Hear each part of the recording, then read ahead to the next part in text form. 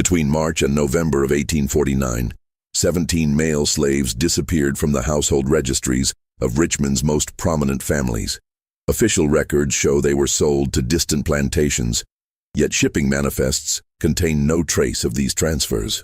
What the city's ledgers concealed was far more disturbing than simple accounting errors.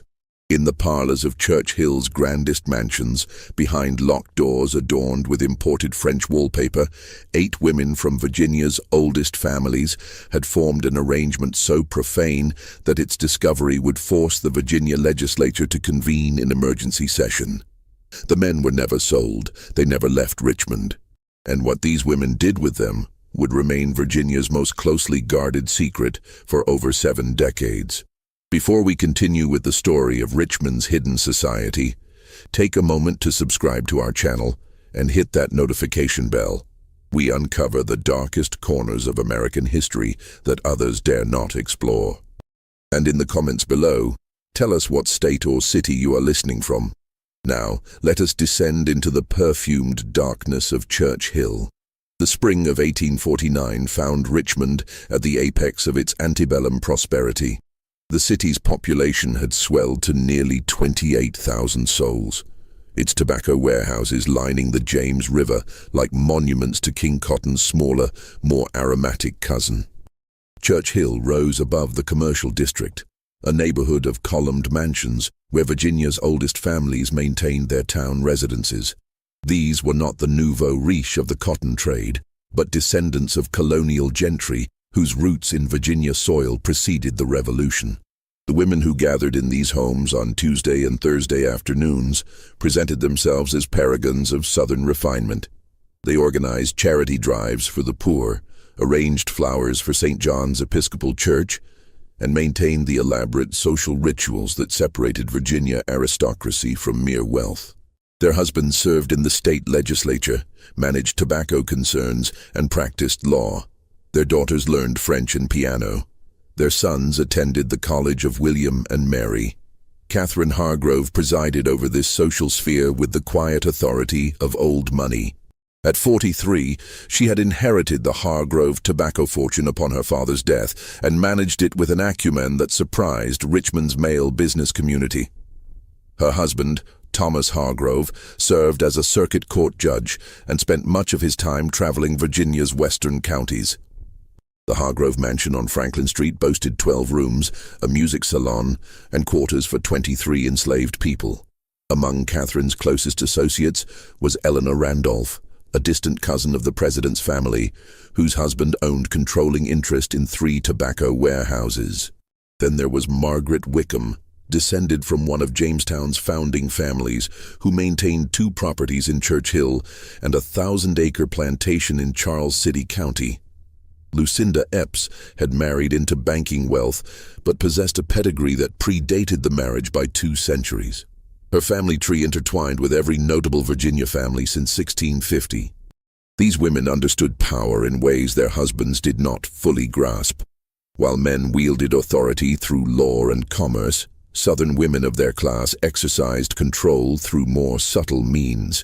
They managed households containing dozens of enslaved people, adjudicated disputes, dispensed punishment, and made daily decisions affecting scores of lives. Within their domestic sphere, they were absolute monarchs. Yet by early 1849, something had shifted in the careful balance of Church Hill society. Those who paid close attention might have noticed that Catherine Hargrove's Tuesday afternoon salons had grown more exclusive. The guest list had narrowed from 20 women to 8. The servants who attended these gatherings were always the same and always male. The parlor doors remained locked during these meetings, unusual in an era when proper ladies kept doors open to preserve reputation. Richmond's black community noticed more. House servants whispered of strange requests, of men being summoned to mansions where they had no regular duties. Families in Shockoe Bottom spoke of husbands and sons who disappeared into Church Hill homes and returned changed, silent, their eyes fixed on some middle distance as though afraid to meet a direct gaze. Samuel, a 31-year-old man enslaved by the Hargrove family, had served as Catherine's personal attendant since her father's death. He stood 6 feet tall, with the bearing of someone who had received better treatment than most enslaved people, having been taught to read despite Virginia law forbidding such education. He had been raised in the Hargrove household, his mother serving as Catherine's childhood nurse. This proximity had created a relationship more complex than simple ownership, a dynamic that Catherine had begun to explore in ways that violated every boundary of her society. On a Tuesday afternoon in early March, Catherine summoned Samuel to her private sitting room, a space her husband rarely entered. What transpired in that room over the following hours would establish a pattern that would spread through Churchill's elite homes like fever through a crowded tenement. The afternoon of March the 6th, 1849, began with unusual weather for early spring. A warm front had pushed up from the Carolinas, bringing temperatures into the low 70s and coating Richmond in humid air more typical of June. In the Hargrove mansion, Catherine had dismissed all servants except Samuel, sending them on errands that would keep them occupied for hours. The window curtains were drawn despite the pleasant weather, and she had locked the door to her sitting room from the inside. What occurred in that room was never recorded in Catherine's meticulous journals, which documented every social call and household expense. But Samuel would later tell his wife, Dinah, who worked in the Randolph household, that Mrs. Hargrove had called him in under the pretense of moving furniture. Instead, she had asked him to sit, an instruction that violated every protocol of their relationship. She had poured him tea, another impossibility in the rigid hierarchy of a slave state. Then she had begun to speak of loneliness, of her husband's constant absences, of the peculiar isolation of a woman married to duty rather than companionship. Her words had started as confession, but transformed into something more dangerous. She had touched his hand. She had asked him questions about his thoughts, his desires, treating him for those strange hours as something other than property.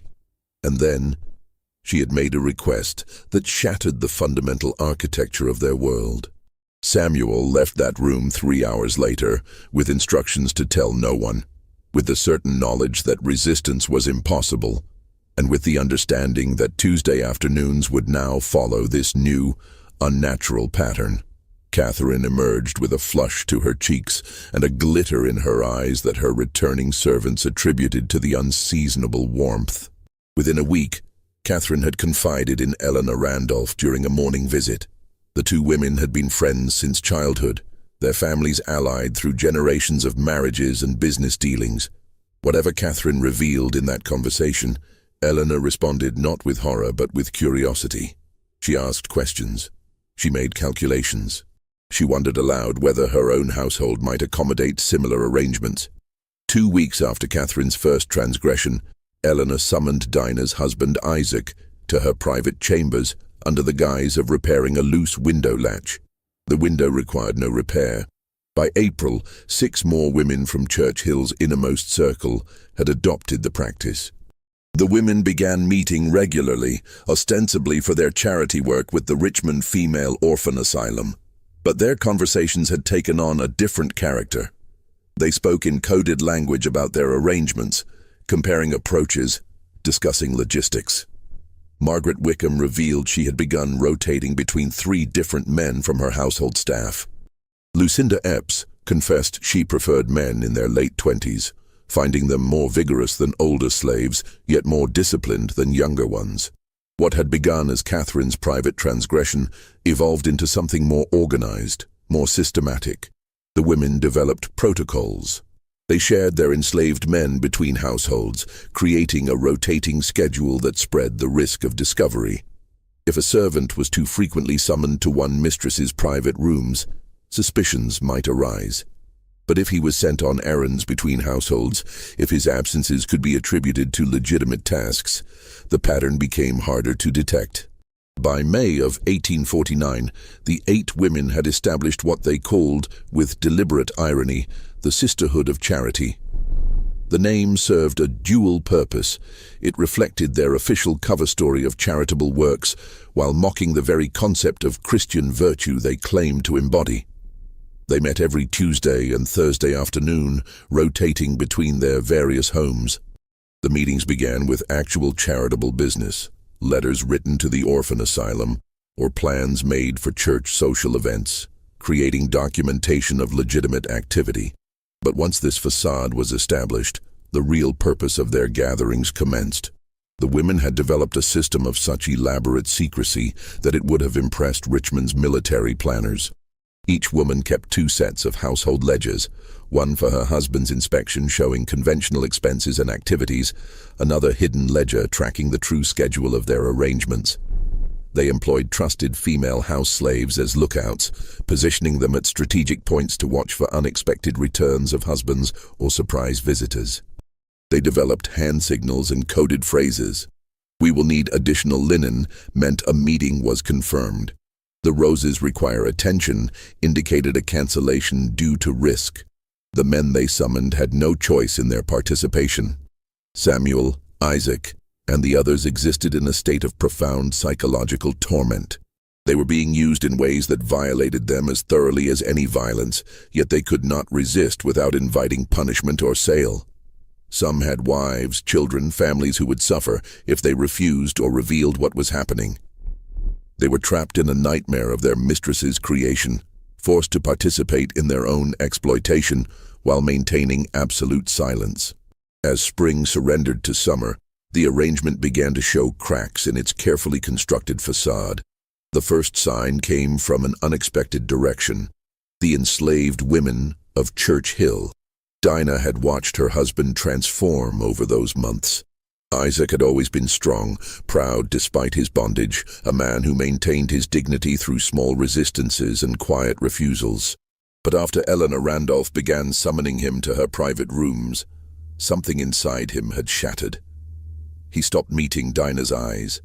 He flinched when she touched him. At night, he lay rigid beside her, and she could hear his breathing catch as though he were swallowing screams. She was not alone in noticing these changes.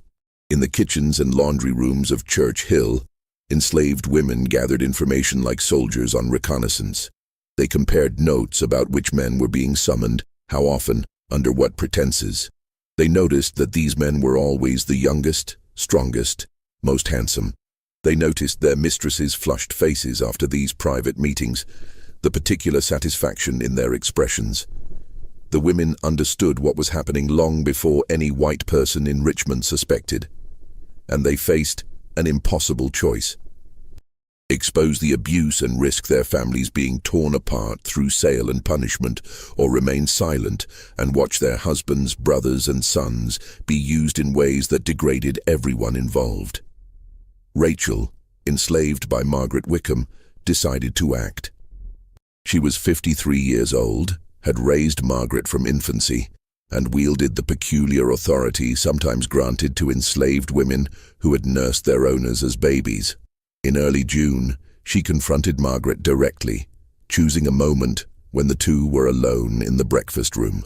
"Miss Margaret," Rachel said, her voice steady despite the enormous risk she was taking, "I need to speak plain with you about what has been happening in this house." Margaret set down her teacup with deliberate care. "You forget yourself, Rachel." "No, ma'am, I am remembering myself, remembering that I raised you, that I have been loyal to this family for 37 years. And I am telling you that what you and those other ladies are doing, it is going to bring ruin down on all our heads." The silence that followed stretched for nearly a minute. Margaret's face had gone pale, then flushed deep red. When she finally spoke, her voice shook with fury and fear. "You will never speak of this again, to anyone. Do you understand me? I understand that sin finds its way to light, no matter how deep you bury it," Rachel replied. "I understand that you cannot do this to these men without it corrupting everything it touches." Margaret stood abruptly, her chair scraping against the hardwood floor. "Get out, and if you value your daughter's safety, you will never mention this subject again." The threat was explicit. Rachel's daughter, just 14 years old, worked in the Wickham kitchen. Margaret was reminding Rachel of how easily that daughter could be sold south, sent to the cotton fields where life expectancy rarely exceeded 10 years. Rachel left the breakfast room with her head high, but Margaret's warning accomplished its purpose. Rachel would not speak of it again, at least not to anyone white. But she did speak to the other women, and together they began to strategize. If they could not stop the abuse directly, perhaps they could create enough disruption to make it too dangerous to continue. Small acts of sabotage began to plague the 8 households. Linens disappeared, meals were oversalted, messages went undelivered. Nothing so dramatic as to warrant severe punishment, but enough to create friction to make the smooth operation of these households less reliable. The sisterhood noticed but misinterpreted these disruptions. They believed their enslaved workers were simply becoming lazy, growing too comfortable in their positions. This interpretation led them to increase discipline, which only deepened the resentment and expanded the careful campaign of resistance. By July, a different threat had emerged from an unexpected direction. Thomas Hargrove, Catherine's husband, had returned early from his circuit court travels due to a case being postponed. He arrived home on a Tuesday afternoon, precisely when Catherine's salon was in session. The front door was locked from inside, highly unusual for a social gathering. He could hear women's voices in the parlor, but also something else, sounds that did not align with charitable committee work. Thomas entered through the kitchen entrance, startling the servants who had been given strict instructions to admit no one during these meetings. Before they could warn their mistress, he had walked through the house and reached the parlor door. It was locked. From inside came the murmur of female conversation punctuated by something else, a deeper voice, definitely male. "Catherine," he called, knocking firmly, "open this door." The conversation stopped abruptly. There followed perhaps 30 seconds of silence, then footsteps, the sound of the key turning. Catherine opened the door with her face composed in perfect calm, though Thomas noticed a slight disarray to her hair and a brightness to her eyes that suggested agitation. "Thomas, you are home early." How unexpected. Her tone was light, but he caught the edge of anxiety beneath it. He looked past her into the parlor. 5 other women were present, all from the highest echelons of Richmond society, and standing by the window, looking distinctly uncomfortable, was Samuel. There was no apparent reason for a male slave to be present during a ladies' charitable meeting. "What is he doing here?" Thomas asked, his gaze fixed on Samuel. "He was moving a desk for us," Catherine replied smoothly. "The afternoon light had shifted and we needed to rearrange the furniture. Samuel was just leaving." It was a plausible explanation, yet something about the scene troubled Thomas. The women's faces showed not the relaxed comfort of social visiting, but a tension he could not quite identify. Samuel's expression was carefully blank, but his posture suggested shame rather than the neutral demeanor expected from a servant completing a simple task. Thomas let it pass with a nod, but over the following days he found himself watching his wife more carefully. He noticed patterns he had previously overlooked. The locked doors, the specific servants present during her salons, her insistence on absolute privacy during these gatherings. He said nothing, but his attention had been awakened, and once awakened, it would prove difficult to deceive. The summer heat had descended on Richmond with oppressive weight by late July, turning the city into a slow cooking pot of humidity and tension. The 8 women of the sisterhood grew bolder even as warning signs multiplied around them. Perhaps it was the intoxication of transgression, the addictive quality of violating every rule that had governed their lives since birth. Perhaps it was simply that they had gone too long without consequences and had begun to believe themselves untouchable. Catherine had added 2 more men to her rotation by August, both from her country property whom she had transferred to Richmond under the pretext of needing additional household staff. She had also begun hosting evening gatherings in addition to the afternoon salons, small dinners where the wine flowed freely and the conversation turned increasingly frank about their arrangements. The women had begun to treat their systematic exploitation as an open secret among themselves, discussing it with the casual matter-of-factness that other ladies might use when talking about new dress patterns or the quality of their gardens. Eleanor Randolph had begun documenting their activities in a coded journal using a cipher she had learned from her father. Each man was assigned a number, each woman a letter. Encounters were recorded with dates and brief notes about satisfaction level. She kept this journal in a locked drawer of her writing desk, convinced that the code made its contents impenetrable to anyone who might discover it. What Eleanor did not know was that Isaac, the man she summoned most frequently, could read. He had been taught by Eleanor's father years before, during a period when some slaveholders still believed education might make their human property more valuable. Isaac had seen Eleanor working in her journal, had noticed where she kept the key. Late one night in August, while Eleanor and her husband slept, Isaac had carefully picked the desk lock using a wire from a broken corset stay. He could not immediately break the cipher, but he carefully copied several pages onto paper he had stolen from the kitchen accounts ledger. He hid these copies in the cellar, wrapped in oilcloth and buried beneath a loose stone. He was not certain what he would do with this evidence, but he understood instinctively that documentation was power, even for someone who had no legal standing to possess power. Isaac shared his discovery with Samuel, and together they began to conceive of something unprecedented, a way to expose their mistresses that might not result in their own destruction. They needed an ally, someone white who possessed both the authority to act and the moral courage to do so. They found him in an unexpected place. Reverend William Thompson had served at St. John's Episcopal Church for 11 years. At 62, he was respected but not beloved, known for sermons that emphasized duty and judgment rather than comfort and grace. He was also unusually vocal in his belief that slavery, while perhaps necessary, was not inherently virtuous and carried moral responsibilities that most slaveholders shirked. This position had not made him popular with Church Hill's elite, but his social standing and education protected him from direct criticism. Samuel's mother, Celia, worked in the church as a cleaner. She had known Reverend Thompson since his arrival in Richmond and had occasionally spoken with him about matters of faith and morality. In late August, Samuel asked his mother to arrange a private meeting with the Reverend, claiming he needed spiritual counsel regarding a matter of conscience. The meeting took place in the church's small library on an evening when no services were scheduled. Samuel had never been so frightened in his life. He was about to accuse some of Richmond's most powerful women of profound moral transgression. If Thompson did not believe him, or worse, if Thompson believed him but chose to protect the women rather than pursue justice, Samuel would likely be sold south before the week ended. But Samuel had judged his man correctly. As he described what was happening, choosing his words carefully to convey the abuse without explicit detail, he watched Thompson's face transform from skepticism to horror to cold fury.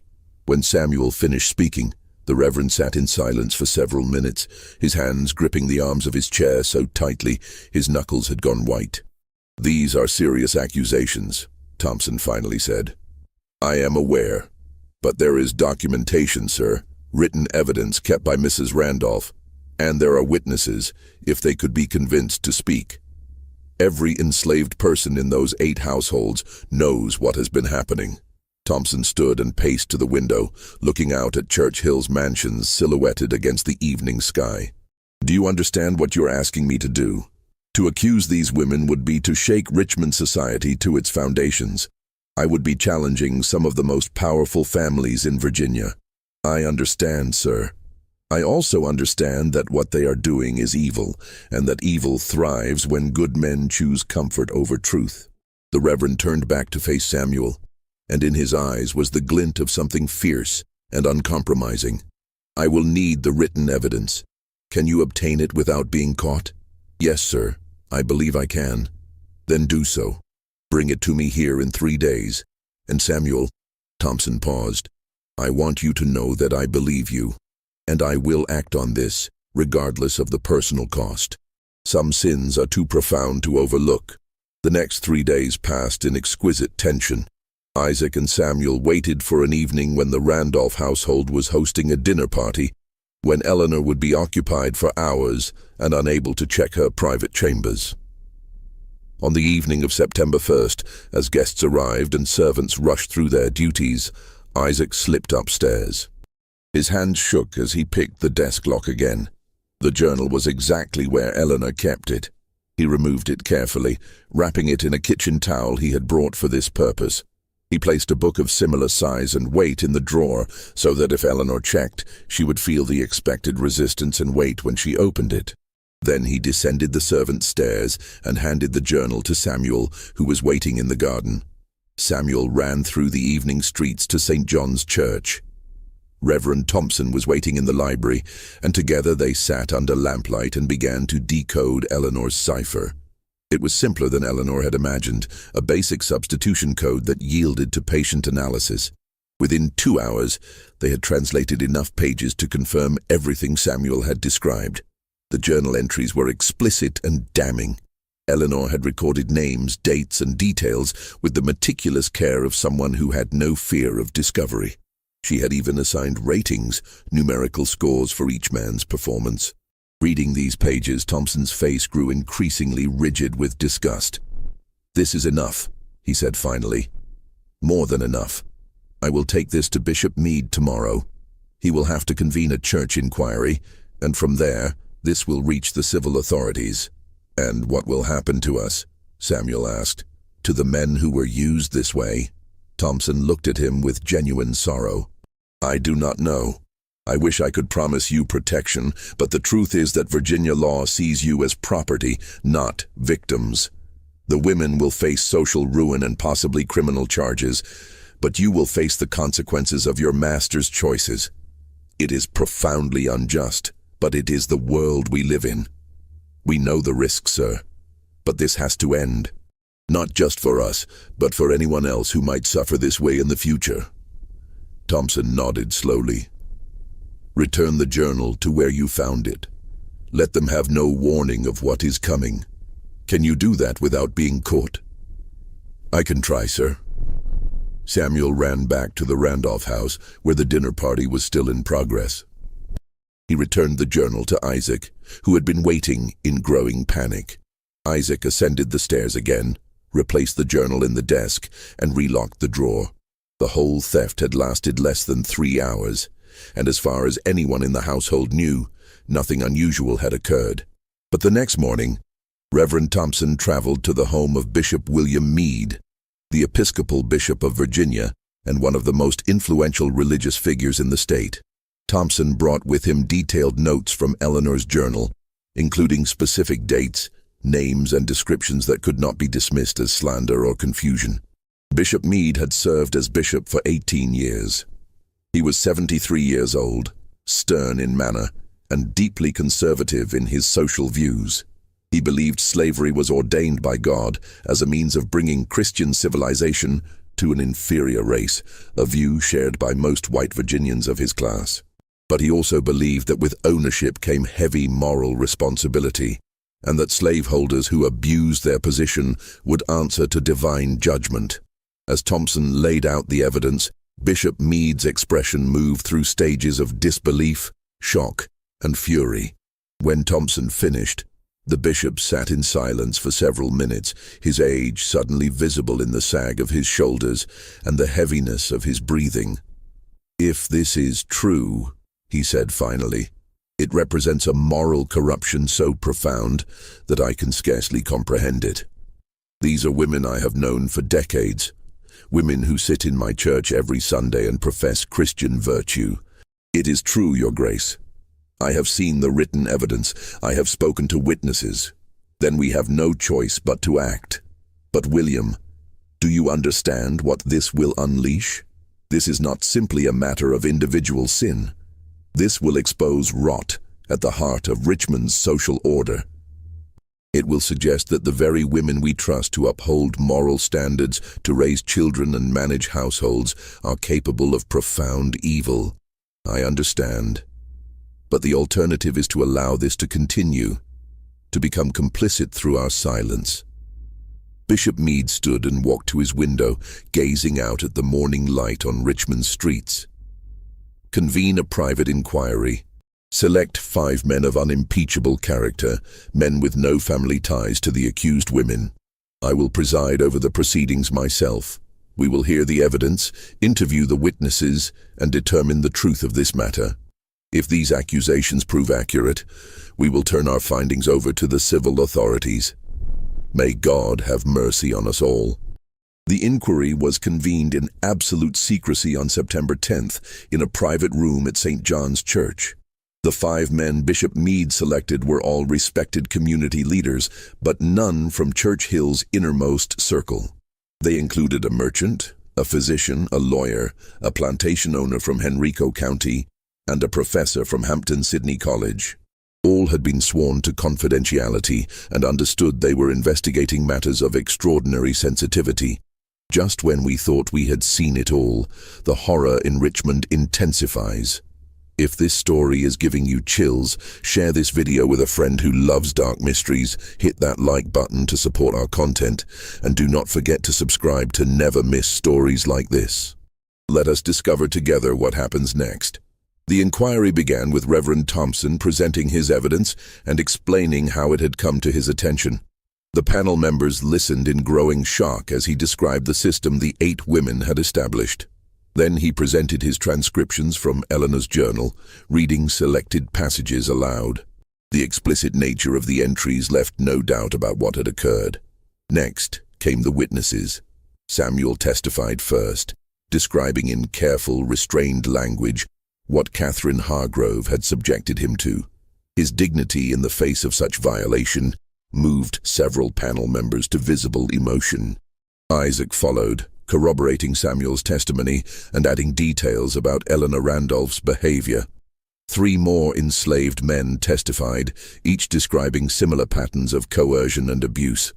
Then came Rachel, Margaret Wickham's enslaved nurse. She testified about confronting Margaret and about the threat Margaret had made against Rachel's daughter. Her testimony established that at least some of the women had been consciously aware their actions were wrong and had been actively working to conceal them. The final witness was unexpected.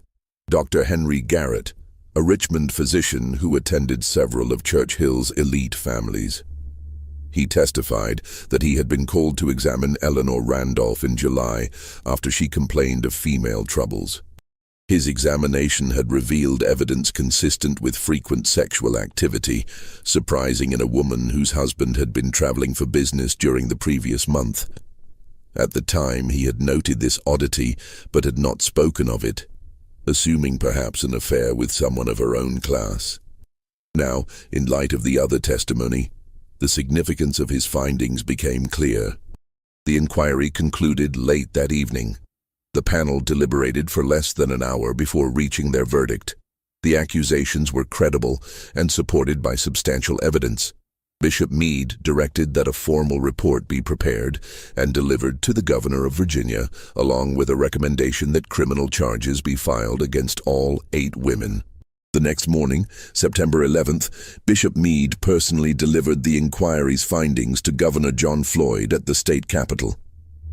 Floyd read the report in silence, his face growing increasingly flushed. When he finished, he looked up at the bishop with something close to despair in his eyes. "Do you understand what you are handing me? If this becomes public, it will destroy some of Virginia's most prominent families. It will suggest that our entire social order is built on hypocrisy and perversion. I understand completely, Governor. I also understand that justice demands action, regardless of the social consequences." Floyd stood and walked to his window, echoing Bishop Meade's earlier gesture at his own home. Outside, Richmond conducted its ordinary business, unaware that its foundations were about to shift. "I will have to involve the state legislature. This is too large for executive action alone. We will need to convene an emergency session. When? Give me 3 days to prepare the ground. Some of the legislators are friends or relations of the accused women.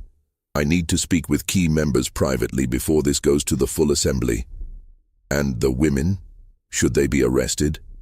Floyd shook his head slowly. "Not yet. If we arrest them now, before the legislature has determined how to proceed, we risk legal challenges that might compromise the entire case, but I will have them placed under discreet surveillance. If any attempt to flee Richmond, we will detain them immediately." That same afternoon, Floyd summoned his most trusted aide, a lawyer named Robert Stannard, who had served 3 governors and possessed both discretion and moral clarity. Floyd handed him the inquiry report and watched as Stannard read through it, his expression shifting from curiosity to revulsion. "Dear God," Stannard whispered when he finished. "How long has this been occurring?" "Since March, as far as we can determine. Possibly longer in some cases. I need you to conduct preliminary legal research. What charges can we bring under Virginia law? What precedents exist? And most importantly, how do we proceed without creating a public spectacle that damages Virginia's reputation throughout the nation?" Stannard spent the next 2 days in the state law library, poring over statutes and case records. What he discovered was both encouraging and problematic. Virginia law clearly prohibited adultery and fornication, with penalties that included public whipping and fines. Several 18th-century cases had resulted in convictions of white women for sexual relations with enslaved men, though these typically involved poor women without social standing. But nowhere in Virginia's legal history could Stannard find a case remotely similar to this one. Wealthy, socially prominent women systematically exploiting multiple enslaved men over an extended period.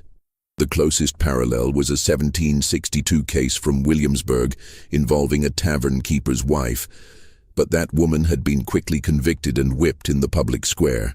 Applying the same punishment to women from Virginia's oldest families seemed both legally appropriate and politically impossible. Stannard reported his findings to Floyd on the evening of September 13th. "The law is clear on the criminality of their actions," he explained. "But enforcing that law in this case presents extraordinary challenges. These women have powerful family connections throughout Virginia. Several legislators are their cousins or brothers-in-law. If we pursue standard legal proceedings, we'll face challenges at every stage. What do you recommend?" "An extraordinary measure. Convene the legislature in emergency session, present them with the evidence, and let them determine how to proceed. This removes the decision from your office and spreads the responsibility across the entire General Assembly. Whatever they decide will carry the weight of collective judgment rather than executive fiat." Floyd nodded slowly. "And if they choose to protect these women, if family loyalty outweighs justice, then we will have learned something terrible about Virginia's moral character. But I don't believe that will happen. The evidence is too damning, and the men who sit in that chamber still believe, however imperfectly, in principles of honor and law." Over the next 2 days, Governor Floyd conducted a series of private meetings with legislative leaders. He met first with Speaker of the House James Barber, a man known for uncompromising integrity despite his own slave-holding interests. Barber read the inquiry report in Floyd's office, his face darkening with each page. "This is an abomination," Barber said when he finished. "These women have violated every principle of Christian civilization. They have degraded themselves, corrupted their households, and brought shame upon Virginia. Will you support an emergency session?" "I will. And I will support whatever punishment the Assembly deems appropriate, regardless of who these women's families are." Floyd met next with key senators, with committee chairmen, with the leaders of various legislative factions. The response was universally shocked, though some expressed more concern about scandal than about justice. Senator William Rives, whose wife was distantly related to Eleanor Randolph, argued vehemently for handling the matter quietly, perhaps through civil proceedings that would avoid public exposure. "If this becomes known," Rives insisted, "it will provide ammunition for every abolitionist newspaper in the North. They will use this to argue that slavery corrupts everyone it touches, that Southern society is morally bankrupt. We must consider Virginia's reputation." Floyd's response was sharp. "Virginia's reputation is not built on concealing evil, Senator. It is built on addressing evil when we discover it. Would you have us protect these women simply because their exposure might prove inconvenient?" By the evening of September 13th, Floyd had secured enough support to convene the emergency session. He drafted the official summons, citing matters of urgent moral and legal concern requiring immediate legislative attention. The session would convene the following morning at 9 o'clock, and attendance was mandatory for all members of both houses. Meanwhile, in Church Hill, the 8 women had begun to sense that something was terribly wrong. Catherine Hargrove noticed strange men watching her house, men who made no effort to approach, but who seemed to be documenting everyone who entered or left. When she sent Samuel to inquire at the market about household supplies, he returned with news that similar men were positioned near the other women's homes.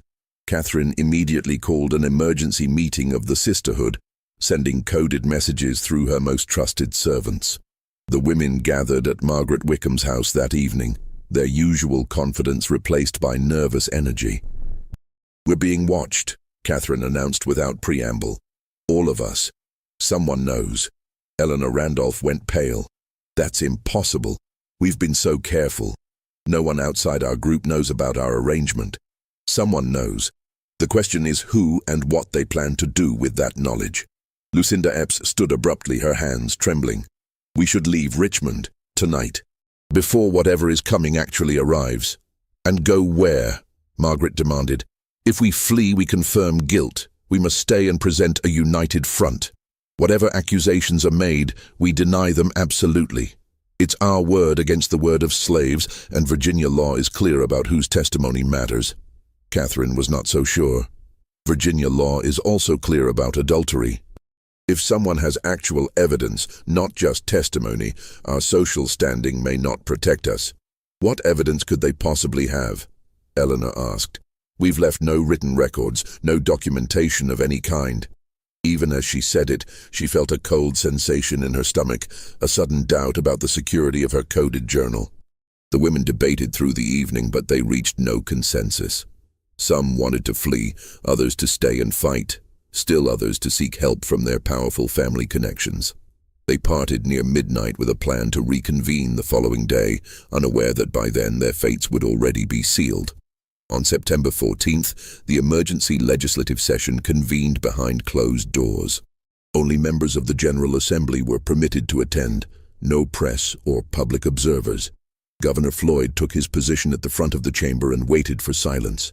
When he finally spoke, his voice carried the weight of profound regret. "Gentlemen, I have called you here today to address a matter of such grave moral import that I can scarcely find words adequate to its description. What I am about to present will shock you. It will offend your sensibilities and challenge your understanding of the society we have built here in Virginia. But I ask you to listen with open minds and to remember that justice, however painful, must be our guiding principle." He then presented the inquiry report, reading selected portions aloud and distributing copies to key legislators. The chamber fell into stunned silence as the full scope of the scandal became clear. When Floyd finished, he opened the floor for questions and debate. Senator Thomas Ritchie, a man of 72 years who had known some of the accused women since their childhoods, rose first. His voice shook with emotion. "Governor Floyd, these are daughters of Virginia's most respected families. Women I have known personally for decades. Are we absolutely certain of these accusations? The evidence is overwhelming, Senator. Written documentation, multiple witness testimonies, even medical evidence. The inquiry panel consisted of 5 men of unimpeachable character who reviewed everything carefully. Their conclusion was unanimous. Delegate John Minor rose next. What of the enslaved men who testified? How do we know they are telling the truth? Might they have motivations to slander their mistresses?" Floyd had anticipated this question. What possible motivation would they have? Coming forward exposed them to enormous risk. They faced potential sale, separation from their families, or worse. They gained nothing from this testimony except the possibility that the abuse might end. The debate continued for hours, growing increasingly heated. Men stood and condemned the women in language of biblical fury. Others defended them, arguing that the real villains were the enslaved men who had somehow seduced their mistresses. Several legislators with direct family connections to the accused women recused themselves from the proceedings, their faces gray with shame and fury. Delegate Samuel McDowell delivered perhaps the most powerful speech of the session. He was a younger man, only 34, known for his legal acumen and moral seriousness. He rose near the middle of the debate and spoke without notes, his voice clear and firm. "Gentlemen, I understand the impulse to protect these women. They are our neighbors, our family members, women we have been raised to view as paragons of virtue. But that is precisely why this matter is so serious.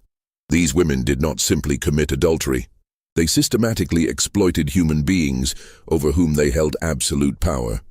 They used the institution of slavery itself as a mechanism for their own gratification, violating both the laws of God and the laws of Virginia. Some here have suggested that the enslaved men somehow seduced these women. I would ask those colleagues to consider the nature of power in these relationships. How does a man who can be whipped or sold for disobedience seduce the woman who holds his fate in her hands? This was not seduction. This was coercion, pure and simple, and the women wielded that coercion. We are often told that slavery is a civilizing institution, that it brings Christianity and order to an inferior race. How can we maintain that argument while simultaneously arguing that enslaved men corrupted their pure white mistresses? Either these men are inferior and incapable of such corruption, or they are equal to us in their capacity for moral agency. We cannot have it both ways. I propose that we face this matter with the honesty it demands. These women committed grave crimes. They violated their marriage vows. They corrupted their households, and they brought disgrace upon Virginia. The law provides remedies for such crimes, and we must apply those remedies regardless of the social status of the offenders. To do otherwise is to admit that we have one law for the powerful and another for everyone else. McDowell's speech shifted the tenor of the debate. Several legislators who had been wavering now spoke in favor of prosecution. But the question remained, what form should that prosecution take? The Assembly debated various options through the afternoon and into the evening. Criminal prosecution under adultery statutes would require public trials, which would inevitably become spectacles covered by newspapers throughout the nation. Some legislators argued this was necessary, that justice required full transparency. Others insisted it would damage Virginia's reputation irreparably and provide propaganda for abolitionists. A third option emerged during the evening session, proposed by Senator Benjamin Watkins Lee. What if we offer them exile? Remove them from Virginia permanently, confiscate their property to their husbands, but spare them public trial and punishment. This achieves justice while limiting the scandal. The proposal sparked immediate debate. Some saw it as too lenient, allowing wealthy women to escape consequences that poor women would face without question. Others saw it as appropriately balanced, punishing the women severely while protecting Virginia from national humiliation. Delegate McDowell rose again. I understand the appeal of this compromise, but I must ask, are we creating precedent that the wealthy can buy their way out of criminal prosecution? What message does that send? Senator Lee responded thoughtfully. We are not allowing them to buy anything. We are forfeiting their property and banishing them from their homeland forever. For women of their class, that is a punishment perhaps more severe than a public whipping.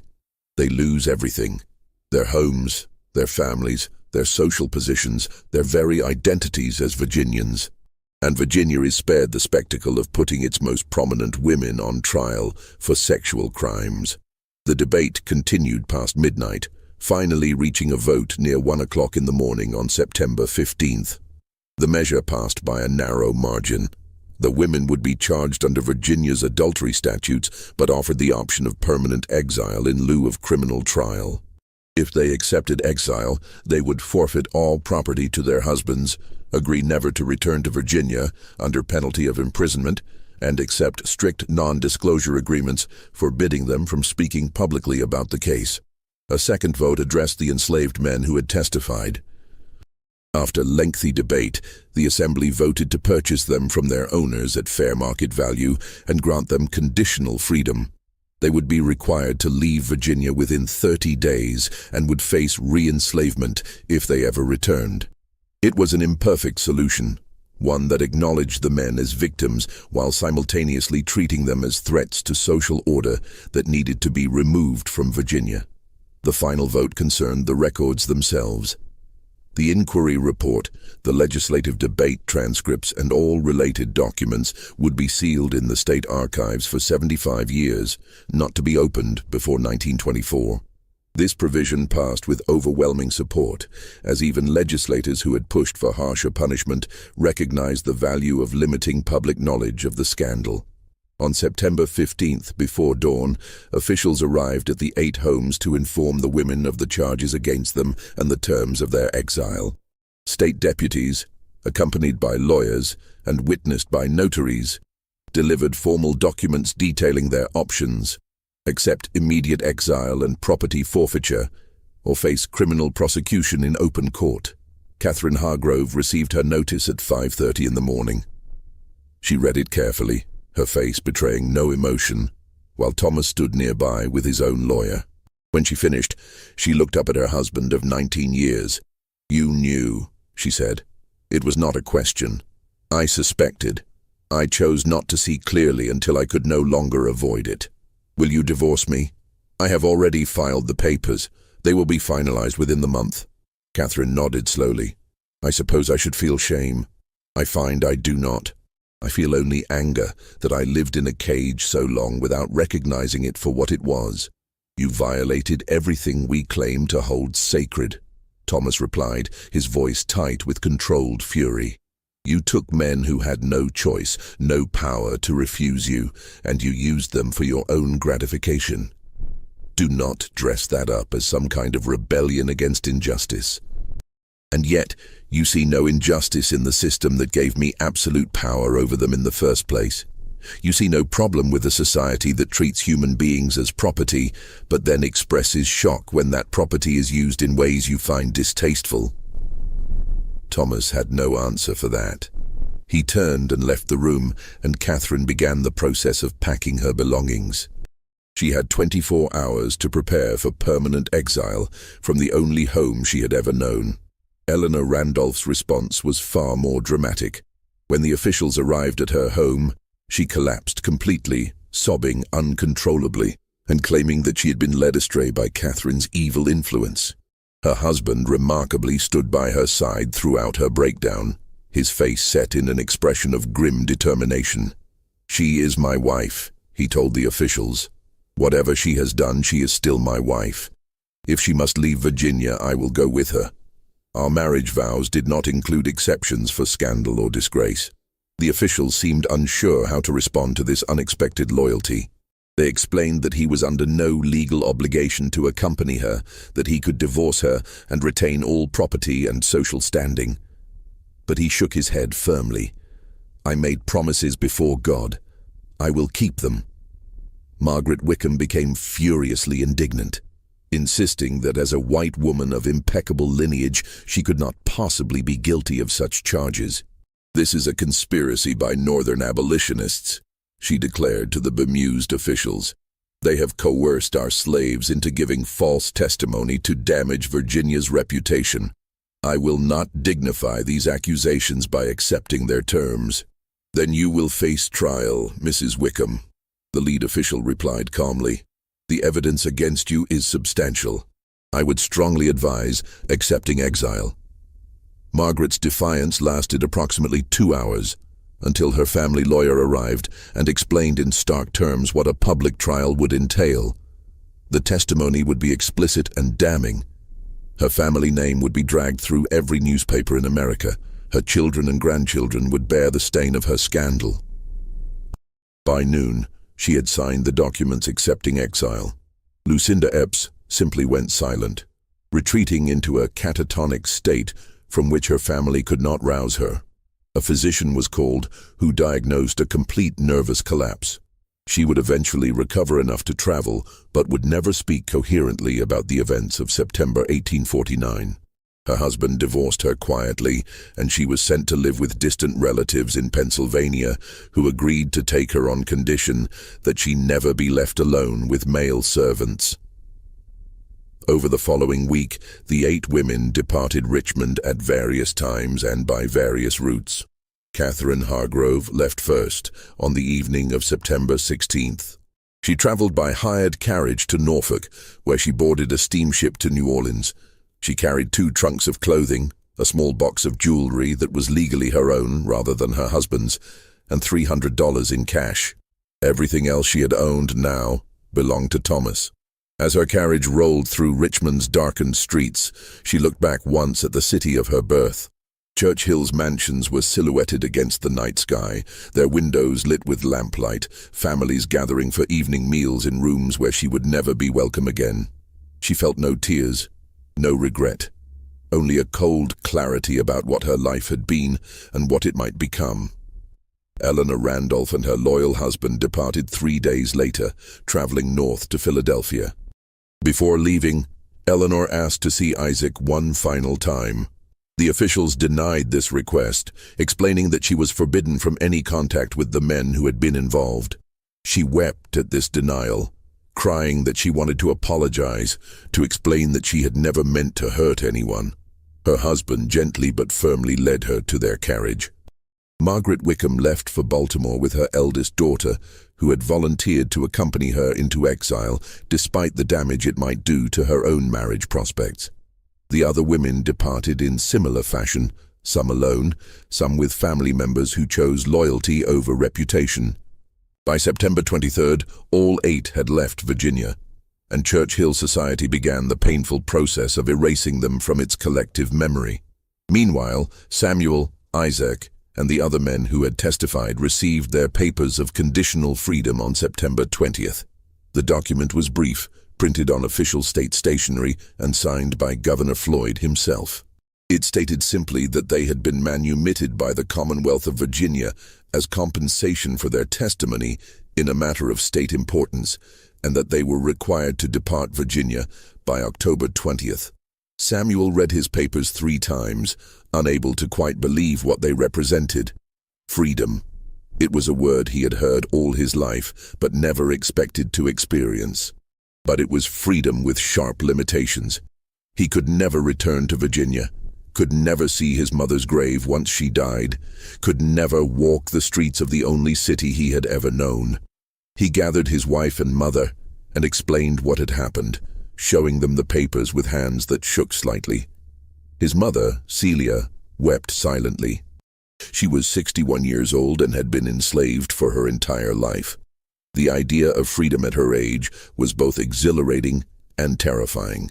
"Where will we go?" his wife asked. "North, Philadelphia maybe. Somewhere with a large community of free black people where we might find work and build a life." "And what do we tell people? How do we explain how we got free?" Samuel looked at his freedom papers again. "We tell them the truth, that we testified in a legal matter and Virginia chose to free us. We don't need to explain what we testified about." Before leaving Richmond, Samuel returned to St. John's Church one final time. He found Reverend Thompson in the small library where they had first met, where Samuel had taken the enormous risk of accusing some of Richmond's most powerful women. "I came to thank you, sir," Samuel said, "for believing me, for acting when you could have chosen to look away." Thompson stood and gripped Samuel's hand tightly. "I am sorry I could not do more. I am sorry Virginia's laws could not offer you real justice, only this half measure of freedom with exile attached. It's more than I had any right to expect. It's more than most enslaved people will ever see. You gave me something I never thought I would have. What will you do in Philadelphia? Find work, build a life, try to forget what happened in that house on Franklin Street?" Thompson nodded slowly. "I hope you can forget. But I also hope that someday, when slavery is finally ended, people will remember what you endured. Not for vengeance, but for understanding, so that future generations might grasp how completely this system corrupted everyone it touched." Samuel left Richmond on October 3rd, traveling by hired wagon with his wife and mother. They reached Philadelphia 11 days later, arriving with almost no money and no connections in the city. But Samuel was skilled as a carpenter, and he found work within a week. He rented a small house in the district where free black people were concentrated, and slowly, painfully, he began to build a new life. He never spoke publicly about what had happened to him in Richmond, but he did write it down. In a journal he kept hidden in his workshop, he documented everything.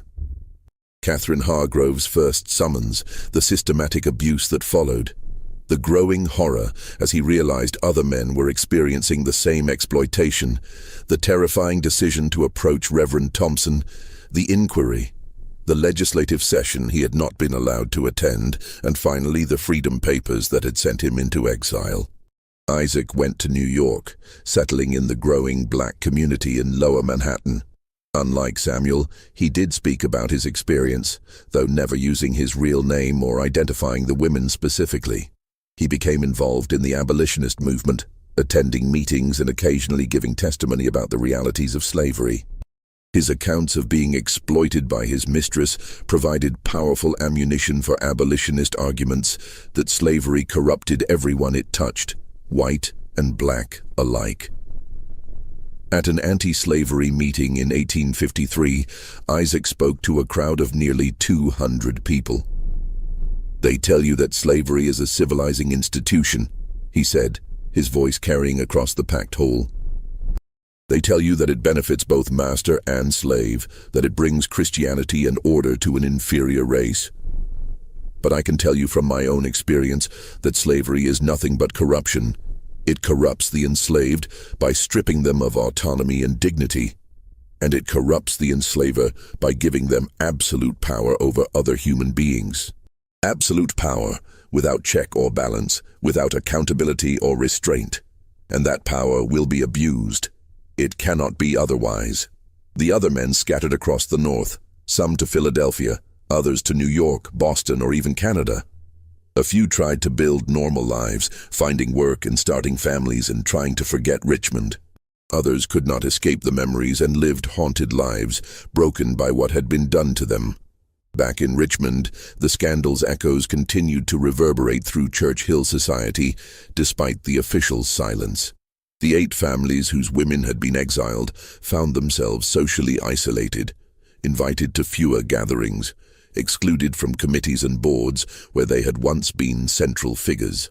Some of the families left Richmond entirely, moving to other cities where their names carried less baggage. The enslaved people who had witnessed the scandal but had not testified lived in a strange limbo. They knew what had happened, had seen things that violated every stated principle of the society they lived in, but they were forbidden from speaking about it.